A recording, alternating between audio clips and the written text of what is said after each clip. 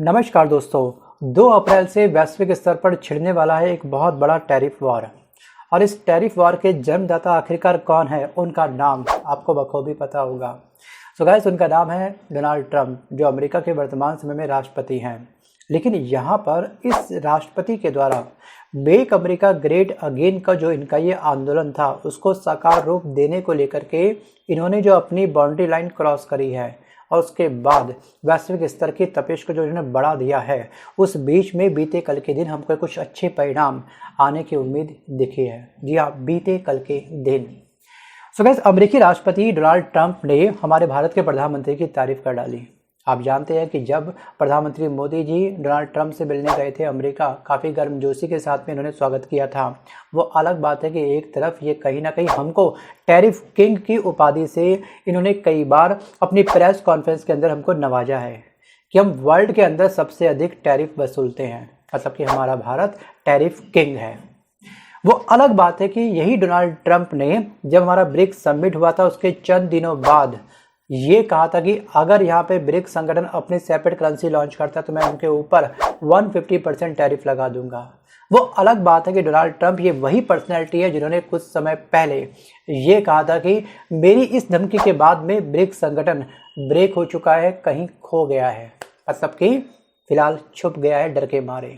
इनका कहने का शायद यही था, या फिर हम कह सकते हैं कि जो इन्होंने बीते कल के दिन बोला है, शायद वो कहीं हाथी के दांत दिखाने के कुछ और खाने के कुछ और तो नहीं थे।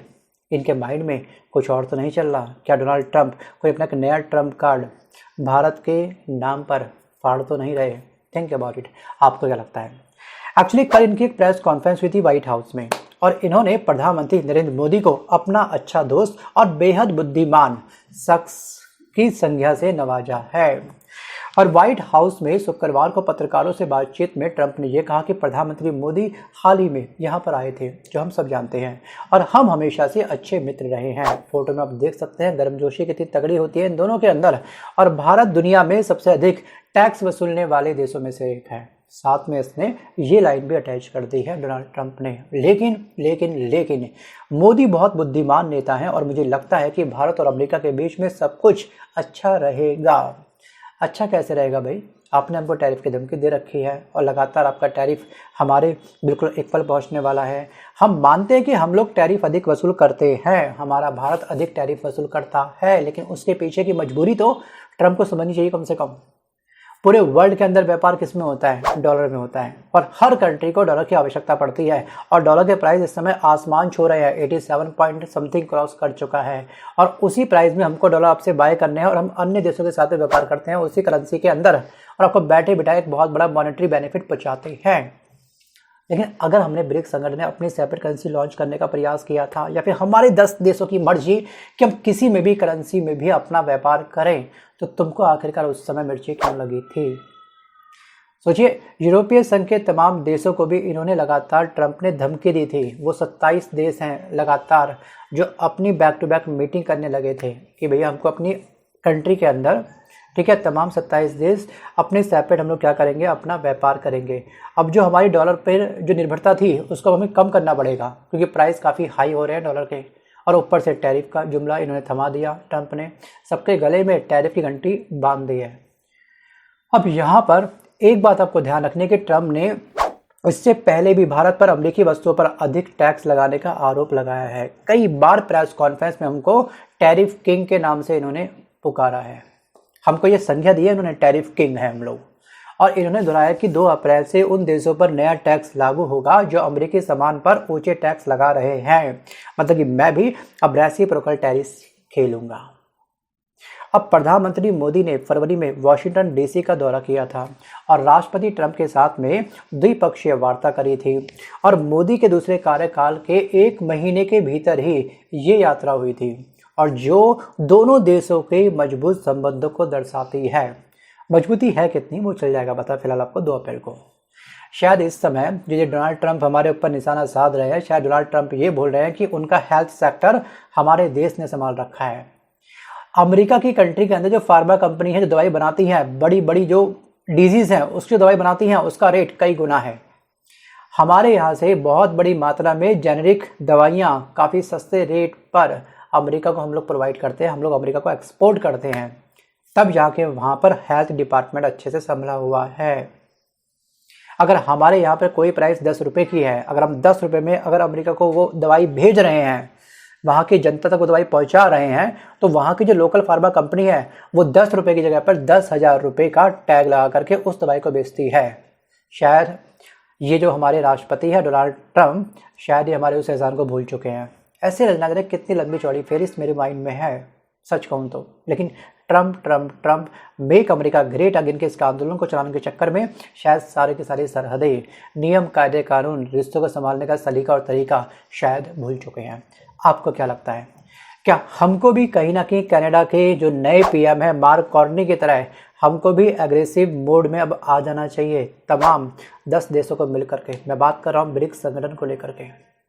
हम क्यों दबे आखिरकार ट्रंप से? कि ट्रंप ने बोल दिया और हमने मान लिया।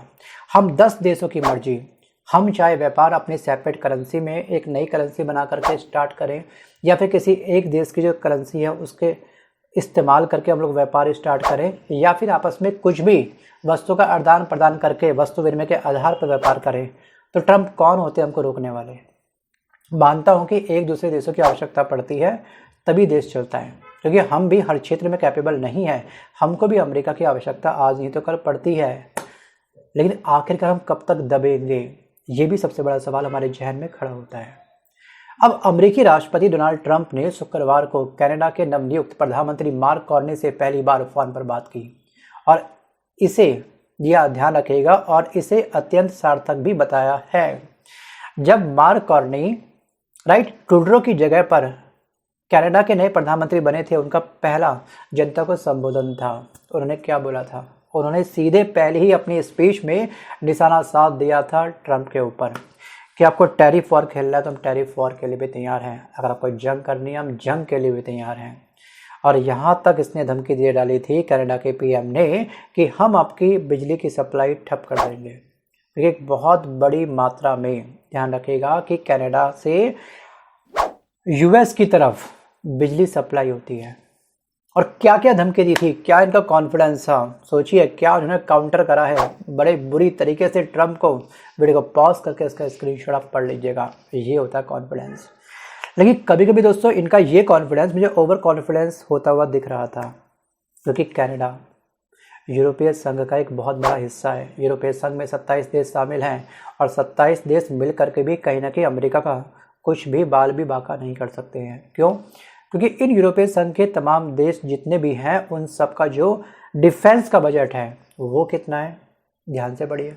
अमेरिका का रक्षा बजट आप ध्यान से पढ़ेंगे तो आप पाएंगे 832 अरब डॉलर, और जबकि जो हमारे यूरोपीय संघ है तमाम जो 27 देश है उनका कुल मिलाकर के जो रक्षा बजट है वो मात्र 300 से लेकर के 350 है।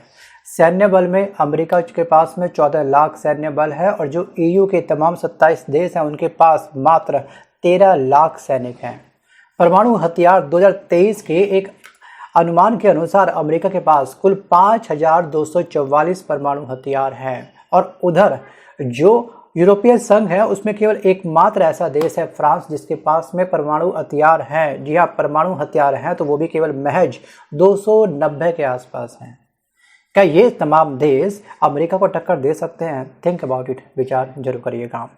Actually make America great again जो इनका ये आंदोलन है ना, ये आंदोलन हमारे भारत के प्रधानमंत्री को भी चलाना चाहिए। केवल केवल केवल हमारे भारत के बारे में सोचना चाहिए। आप देख रहे होंगे भारत का युवा इस समय सड़कों पर बैठा हुआ है, जो भारत का भविष्य कहलाया जाता है, जो हमारे भारत का अन्नदाता है, वो इस समय सड़कों पर लाठियाँ खा रहा है। सोचिए, यही था हमारा क्या अमृतकाल। Think about it. युवाओं को रोजगार नहीं मिल रहा है, वो डंकी मारने पर मजबूर हो रहे हैं, अपने और अपने देश को छोड़ करके किसी दूसरे देश पर जॉब प्राप्त करने को लेकर के हर तरह के रिस्क लेने के लिए तैयार हैं, और उन दरवाजों को भी ट्रंप ने बंद कर दिया है। ये वही लोग थे जो इस देश के अंदर, अमेरिका के अंदर ग्रुप डी की जॉब करते थे। ग्रुप डी में जॉब में क्या होता है? साफ सफाई, माली, ड्राइविंग, लेबर वर्क होता है। जो वहाँ के युवा जो काम नहीं करते हैं वो काम ये तमाम युवा करते थे। वो दरवाजे भी ट्रंप ने अब बंद कर दिए हैं। क्या हमारे भारत के प्रधानमंत्री को नए रास्ते ओपन करने चाहिए इन युवाओं को लेकर के? क्योंकि भारत की जो बेरोजगारी है वो और अधिक बढ़ रही है दिन प्रतिदिन। वो अलग बात है कि भारत के प्रधानमंत्री के द्वारा या फिर MP की सरकार के द्वारा एक निंजा ट्रिक निकाली गई है कि किसी भी बेरोजगार युवा को बेरोजगार नहीं बोला जाएगा, उसको बोला जाएगा आकांक्षी युवा। मतलब कि चंद मिनटों में भारत की बेरोजगारी को इन जो एमपी के सीएम है उन्होंने समाप्त कर दिया। अब मैं आपसे बात करता हूं कि आखिरकार अमेरिका ऐसा क्यों कर रहा है। अगर हम ध्यान से समझेंगे अमेरिका की इकोनॉमी को, अमेरिका की जीडीपी को, अमेरिका की अर्थव्यवस्था को, तो हम ये पाएंगे कि अमेरिका की बचत 74 साल में सबसे कम हुई है। इसकी सेविंग बहुत कम हुई है और जो ग्रोथ हुई है अमेरिका की 2.5% हुई है। और उधर जो इसका एक रिश्ता है चाइना के साथ में सास बहू का, जो इसका सबसे बड़ा हम कह सकते हैं कि एक एनिमी है चाइना, उसकी ग्रोथ रेट लगातार हाई हो रही है और सेविंग उसकी सबसे अधिक हाई हो रही है। और ट्रम्प को यही डर है कि वैश्विक स्तर पर जो उसका वर्चस्व है अमेरिका का वो कहीं कम ना हो जाए, ख़त्म ना हो जाए। इसलिए लगातार ट्रम्प यही चाह रहे हैं कि ग्रीनलैंड पर किसी भी तरीके से मैं अधिकार कर लूँ और ग्रीनलैंड को अपने देश का 91वां राज्य बना लूँ, क्योंकि ग्रीनलैंड में बहुत अधिक खनिज तत्व हैं इस समय विद्यमान, चाहे वो सोना हो, कोबाल्ट हो, लिथियम हो या फिर अन्य कोई धातु क्यों ना हो, जिसका आज तक कभी भी दोहन नहीं हुआ है। और इस ग्रीनलैंड के आसपास इस समय चाइना मंडरा चुका है। अगर इस स्थान पर चाइना ने अपना आधिपत्य स्थापित कर लिया तो अमेरिका का जो वर्चस्व है चंद मिनटों में धराशायी हो सकता है। यही डर इसको बेचैन करा जा रहा है। जो ट्रम्प लगातार टैरिफ और खेल रहे हैं, आते ही जो इन्होंने जो बाइडेन के 100 में से 78 फैसलों को पलट दिया, उसके बाद से आप देख रहे हो लगातार ट्रम्प एग्रेसिव मोड में है। दोस्तों मैं मानता हूं कि मेक अमेरिका ग्रेट अगेन की जो आंदोलन की जो आवश्यकता थी वो अमेरिका को सच में थी और यह आवश्यकता हर देश के अंदर होनी भी चाहिए। अगर हम बात करें केवल अमेरिका के बारे में तो अमेरिका की जो बचत है ना 74 साल में सबसे कम हुई है। इसकी सेविंग निर्भर सन्नाटा हुई है और ग्रोथ भी सिर्फ 2.5% रही थी। जो बाइडेन ने लगातार काफ़ी टाइम तक यहाँ पे शासन किया, यहाँ के राष्ट्रपति बने, बट ग्रोथ रेट पर ये ज़्यादा फोकस नहीं कर पाए। लेकिन ट्रम्प ने आते ही अपनी ग्रोथ रेट पर काफ़ी अधिक ध्यान दिया, अपनी सेविंग पर सबसे अधिक ध्यान दिया। अब ये जो AB5 वीज़ा लेकर के आए थे, जो AB5 वीज़ा को इन्होंने क्या करा, समाप्त करने के बाद में जो इन्होंने गोल्ड कार्ड लॉन्च किया है, ये डोनाल्ड ट्रम्प का शायद मेरे पॉइंट ऑफ व्यू से काफ़ी अच्छा ट्रम्प कार्ड था। क्योंकि AB5 वीज़ा की अगर हम बात करें तो इसकी शुरुआत हुई थी 1990 में, राइट। अब ये क्या करता है, AB5 वीज़ा अमेरिका सरकार उन व्यक्तियों को देती है जो अमेरिका के अंदर 8.75 करोड़ रुपीस का इन्वेस्टमेंट करते हैं। मतलब कि अमेरिका में $1 मिलियन का इन्वेस्टमेंट करो, निवेश करो, वहां पर आपको निवास की अनुमति मिल जाती थी।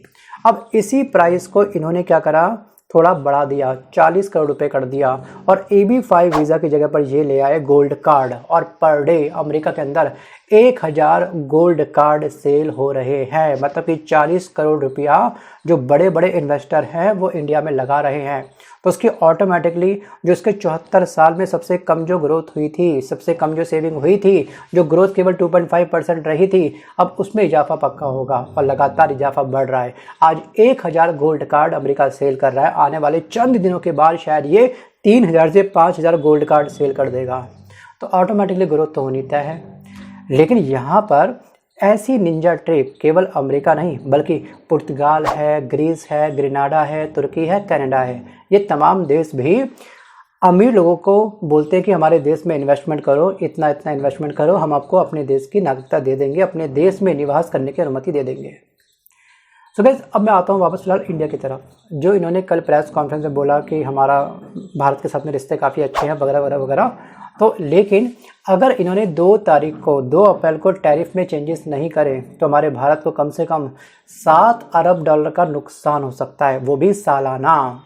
सिटी रिसर्च के अनुमान के अकॉर्डिंग ट्रम्प के टैरिफ से भारत को सालाना $7 अरब का लॉस होगा। अब 7 अरब मल्टीप्लाई 87 रुपीज़ से कर लीजिएगा और इक्वल वैल्यू क्या निकलेगी आप मुझे कमेंट करके जरूर बताना। सो गाइस ये अमाउंट कोई छोटा बड़ा अमाउंट नहीं है, मैं लाखों में नहीं बल्कि मैं बात कर रहा हूँ अरबों के बारे में, अरबों डॉलर के बारे में, वो भी 7। और सबसे ज़्यादा प्रभावित होने वाली जो सेक्टर है ना उसमें आपका केमिकल है, मेटल है, ज्वेलरी है, ऑटोमोबाइल है और फार्मा है। और इसके अलावा जो फूड प्रोडक्ट होते हैं वो होते हैं, इन सब पर एक नेगेटिव इम्पैक्ट पड़ेगा।